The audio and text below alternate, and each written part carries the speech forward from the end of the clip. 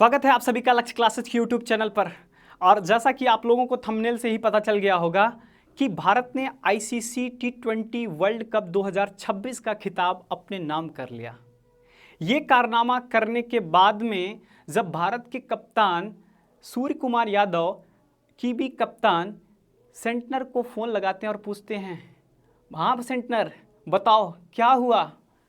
तो सेंटनर कहते हैं, बताऊं तुम्हें क्या मेरे साथ क्या क्या हुआ।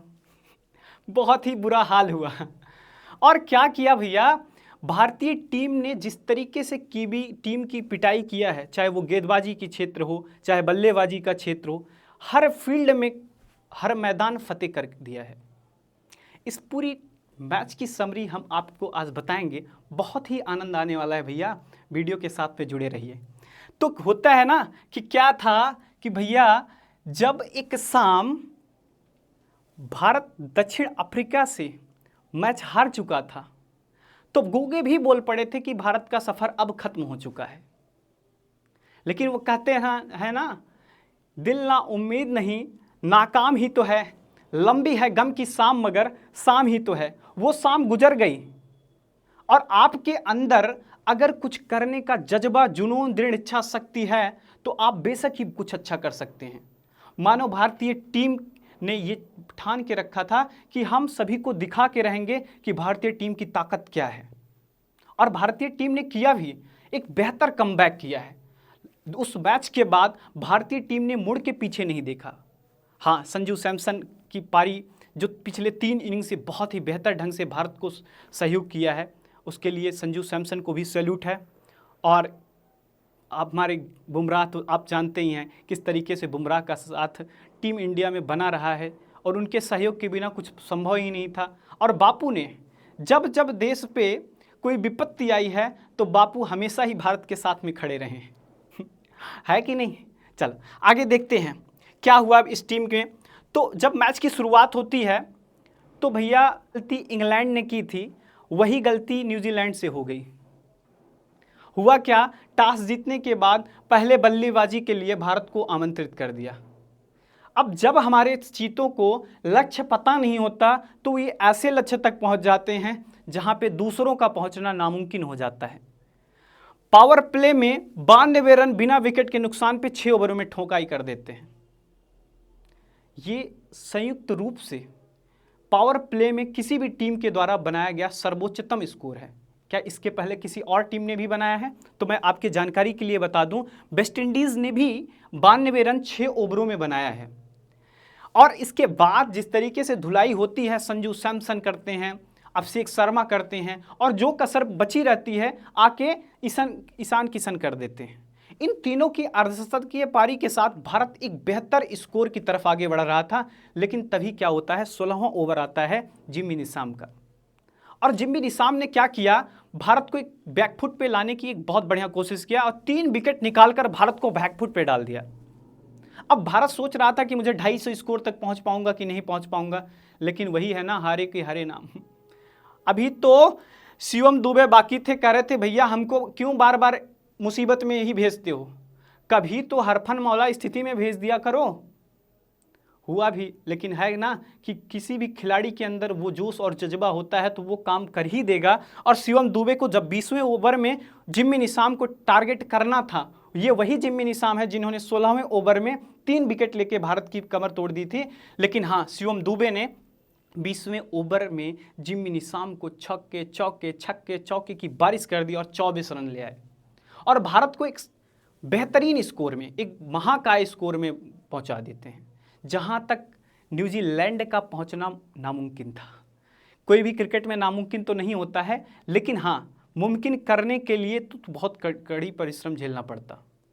हमारा फाइनल जब हम सेमीफाइनल में खेले थे इंग्लैंड से तभी था।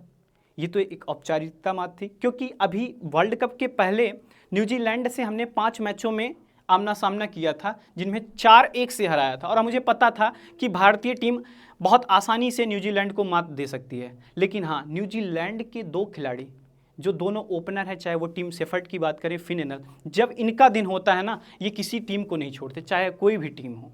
बस इसी बात का डर था कि कहीं इन दोनों का दिन ना चला जाए। अब होता क्या है कि भैया जब भारत ने 156 रन का टारगेट दे देते हैं, तो जब न्यूजीलैंड उसका पीछा करती है तो होता क्या है कि पहले ओवर की 5वीं गेंद पर दुबे जी कैच टपका देते हैं। वहां पे लगता है कि कहीं ऐसा तो नहीं मैच टपक गया, सबकी जान हलक में आ गई थी। लेकिन हाँ, बापू आते हैं, फिर से भारत के लिए एक बेहतर रास्ते की तलाश करते हैं और विकेट निकालते हैं। उसके बाद बुमराह आते हैं, बुमराह भी विकेट निकालते हैं, फिर बापू निकालते हैं। और भैया जिस तरीके से भारत ने 6 ओवरों में 92 रन बिना विकेट के नुकसान पे बनाया था, यहाँ पे तो न्यूजीलैंड की टीम आधा मैच यहीं पे हार गई थी। 52 रन पर 3 विकेट हो गए थे और यहीं से लग रहा था कि भाई ये तो 99% और 1% का मुकाबला बचा हुआ है। हाँ, लेकिन उसके बाद न्यूजीलैंड टीम उभर नहीं पाई और न्यूजीलैंड की टीम क्या होती है, धाराशाही हो जाती है 19 ओवर जाते जाते। इसमें हमारे कुछ 2 प्रमुख गेंदबाज थे। जसप्रीत बुमराह 4 ओवर में 15 रन देकर 4 विकेट झटक के इन्होंने क्या किया, मैन ऑफ द मैच का खिताब अपने नाम किया। अक्षर पटेल 3 ओवर 27 रन 3 विकेट, महत्वपूर्ण विकेट थे भाई इनके भी। तो इन दोनों गेंदबाजों के बदौलत हमने क्या किया, ट्रॉफी को अपने नाम कर लिया। ये ट्रॉफी बहुत ही जरूरी थी और इस ट्रॉफी को नाम करने के साथ साथ हमने 3 कारनामे भी अपने नाम कर लिए। पहला कारनामा ये था कि भारतीय टीम एक ऐसी इकलौती टीम बन गई जो मेजबानी करने के साथ में खिताब को जीती है। दूसरा कारनामा ये था कि कोई भी टीम 3 बार T20 वर्ल्ड कप को नहीं जीती थी, भारत ने वो करके दिखाया है। तीसरा कारनामा ये था, लगातार 2 बार T20 वर्ल्ड कप जीतने का टाइटल भारत ने अपने नाम कर लिया है। बहुत सारे टाइटल भारत के नाम हो गए हैं और अब यह है नहीं कि भाई तलब लग चुकी है ट्रॉफी की। भारत पिछले कुछ आईसीसी टूर्नामेंट्स को बहुत ही बेहतर ढंग से ले रहा है और इसमें टीम के कोच गौतम गंभीर और टीम के कप्तान सूर्य कुमार यादव का भी बहुत बढ़िया निर्देशन रहा है और इस तरीके से टीम ने बहुत बेहतर परफॉर्मेंस किया है। हम उम्मीद करते हैं कि हमारी टीम आगे भी बेहतर ऐसी परफॉर्मेंस करती रहे। मैं एक बार यही मेरी दिली इच्छा है कि टेस्ट चैंपियनशिप में भी भारत एक बार अपना मैदान फतेह कर दे और जिससे वो जो अभी टैग बचा हुआ है हम सबसे वो भी है। भाई 2 बार ऐसे अवसर मिले थे लेकिन फाइनल में हम लोगों को शिकस्त मिल गई। अब हमारी उम्मीद यही है कि वो टेस्ट चैंपियनशिप का खिताब भी भारत अपने नाम करे। टेस्ट टीम को भी थोड़ा सा अभी संघर्ष करने की ज़रूरत है क्योंकि हमारे जितने प्रमुख खिलाड़ी बाहर चले जा चुके हैं। लेकिन इसलिए क्या करना है कि टीम को मजबूती प्रदान करना है। और हुआ क्या भैया कि इसके बाद जब प्राइज़ मनी की बौछार आती है तो भारत की टीम तो कहती है अरे भैया प्राइज़ मनी के लिए तो हम खेलते ही नहीं हैं। विनर्स को बुलाया गया, भारतीय टीम आए अपना इनाम ले जाए। पूछे भैया कितना इनाम दोगी, बोल रहे हैं 27.48 करोड़ आपको इनाम दिया जाएगा। कह रहे हैं अरे भैया आईपीएल में जाके एक टीम एक खिलाड़ी की फ़ीस देखो। कह रहे हैं भैया किस खिलाड़ी की फ़ीस देखें।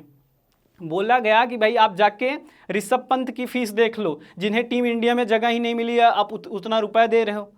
बोले भैया इसलिए मैं रुपए के लिए नहीं खेलता। भारतीय टीम हमेशा सम्मान, जीत और ट्रॉफी के लिए खेली है, पैसा कभी उसके लिए मैंने नहीं रखा है। भाई 27 करोड़ तो हमारे ऋषभ पंत लेते हैं, ऋषभ पंत को टीम में जगह ही नहीं मिली है।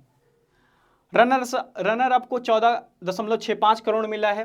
लूजिंग सेमीफाइनल, जो सेमीफाइनल में हार गए उनको 7.24 करोड़ रुपए मिले हर टीम को। सुपर 8 से जो बाहर हो गए उनको 3.48 करोड़ मिला है और ग्रुप स्टेज से जो बाहर हो गए हैं 2.29 करोड़ रुपए मिल जाता उनको। मैं तो सोच रहा था अपने कुछ पड़ोसी देश हैं बांग्लादेश, आए होते तो कम से कम यहाँ ये तो पा जाते 2.29 करोड़। आटा, दाल, नमक, इन सब के लिए तो पैसे आ जाते। क्या करोगे, जिसकी किस्मत ही खोटी है तो फिर क्या किया जा सकता है उस चीज़ के लिए। ठीक है, तो ऐसे ही भैया अब एक और चीज़ें आपको ध्यान में रखना है कि किन किन खिलाड़ियों की मेजबानी से भारत ने क्या किया है, बेहतर परफॉर्मेंस किया है। तो इसमें आपको बता दें किसी भी एक खिलाड़ी का कोई परफॉर्मेंस नहीं होता। क्रिकेट एक सामूहिक गेम है, इसमें सभी खिलाड़ी योगदान देते हैं। हाँ, ये हो सकता है कि किस खिलाड़ी का दिन रहा है, जिसमें अभी मैं बता दूं तो संजू सैमसन का दिन बेहतर ढंग से चला है। पिछले 3 मुकाबलों में 3 हाफ सेंचुरी लगा के भारतीय टीम के लिए वो कारनामा कर दिया जिनसे इनसे उम्मीद की जा रही थी पिछले कुछ दशकों से। और क्या हो रहे थे, ये फेल हो रहे थे। इन पे कंसिस्टेंसी का क्वेश्चन उठ रहा था कि भाई आप एक मैच में तो जिता देते हो, लेकिन हाँ जिस तरीके से ना तीनों पारियों में भारत ने इन पे भरोसा जताया और इन्होंने भी भरोसे को क्या किया है, अंजाम दिया है, 3 अर्धशतक दिया। और इसके बाद ये खिलाड़ी तो डायरेक्टर के रूप में थे, बोले कि अब की मैं रन नहीं बनाऊंगा, मैं अब की डायरेक्टर रहूंगा। अभिषेक शर्मा का बल्ला खामोश रहा था, लेकिन अभिषेक शर्मा ने भी दिखा दिया कि हम क्या हैं, वक्त आने पर भी हमारी भी फॉर्म आ जाएगी। तो अभिषेक शर्मा ने भी शानदार 50 लगा दिए थे। जसप्रीत बुमराह के बिना तो भाई टीम ही अधूरी लगती है जैसे। और हमारे सरदार साहब हैं, इनकी भी टीम में अच्छी योगदान है। ऑलराउंडर, इनसे बड़ा ऑलराउंडर कोई है ही नहीं है हार्दिक पांडे से। बापू वो खिलाड़ी हैं जो स्थिति कैसी भी हो भारत को हमेशा साथ खड़े रहते हैं। दुबे जी हैं जिन्हें टीम कम प्रमोट करती है लेकिन ये अपने कामों से प्रमोट हो जाते हैं। तो सभी खिलाड़ियों का, ईशान किशन ये एक ऐसा नाम है, जिया हो बिहार के लाला हो।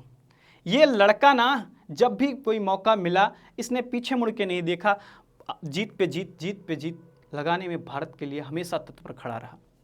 इस तरीके से टीम ने एक बेहतर परफॉर्मेंस किया और ये टाइटल भारत के नाम रहा। दूसरी चीज़ें हैं कि अब हमारे सूर्य कुमार यादव भी धोनी, रोहित शर्मा के साथ साथ इस लिस्ट में आ गए हैं। आप किसे चाहते हो कि एक चौथा ऐसा कौन सा नाम हो जो आ सकता है, तो आप कमेंट बॉक्स में लिखिए कि ऐसा चौथा नाम आप किसको देखना चाहते हैं। ठीक है, तो भैया इसी तरीके से हम आपको मिलते रहेंगे। तब तक के लिए थैंक यू।